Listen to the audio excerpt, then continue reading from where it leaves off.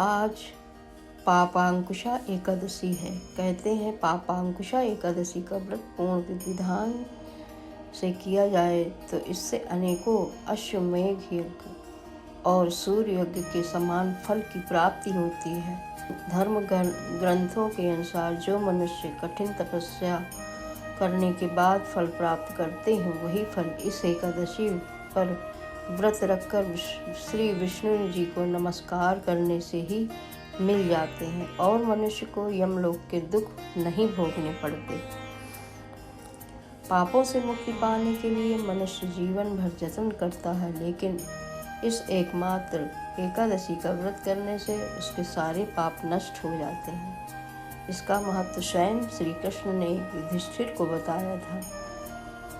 पौराणिक कथा के अनुसार एक समय विंध्याचल पर्वत पर क्रोधना नाम का एक बहुत ही क्रूर शिकारी रहता था। उसने पूरी जिंदगी गलत कामों में जैसे कि हिंसा, लूटपाट, मद्यपान, झूठे भाषणों में व्यतीत कर दी। कई गलत कर्म और बेजुबान जीवों को मारकर वह पाप का भागी बन चुका था। जब उसका अंतिम समय आया तो मृत्यु के डर से वह सहमा हुआ अंगिरा ऋषि के पास पहुंचा। क्रोधना ने महर्षि से बोला कि उसने जीवन में अनेक पाप किए हैं, जिससे मृत्यु के बाद उससे निश्चित ही नरक मिलेगा। भयभीत क्रोधना ने ऋषि से इन पापों का प्रायश्चित करने का उपाय जाना।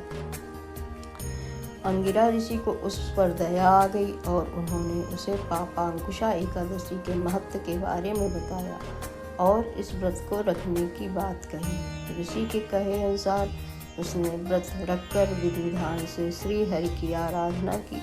व्रत के प्रभाव से उसे समस्त पाप कर्म से छुटकारा मिल गया और उसे वैकुंठ लोक में स्थान मिला। एकादशी के दिन प्रभु का स्मरण कीर्तन सभी क्लेशों व पापों का शमन होता। पंचांग के अनुसार अश्विन मास की शुक्ल पक्ष की एकादशी तिथि 24 अक्टूबर को दोपहर 3:14 पर शुरू होगी और अगले दिन 25 अक्टूबर को दोपहर 12:32 पर समाप्त होगी। एकादशी का व्रत 25 अक्टूबर को ही रखा जाएगा।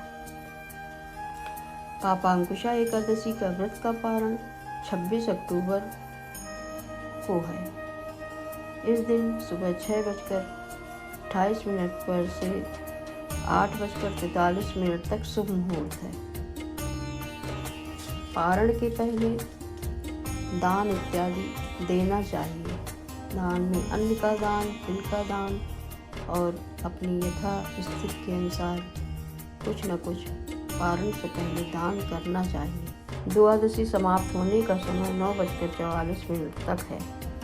एकादशी के व्रत के समय सुबह जल्दी उठकर स्नान आदि से निवृत्त हो जाएं। घर के मंदिर में दीप प्रज्वलित करें। भगवान विष्णु का गंगा जल से अभिषेक करें। भगवान विष्णु को पुष्प और तुलसी दल अर्पित करें। अगर संभव हो तो इस दिन व्रत भी रखें।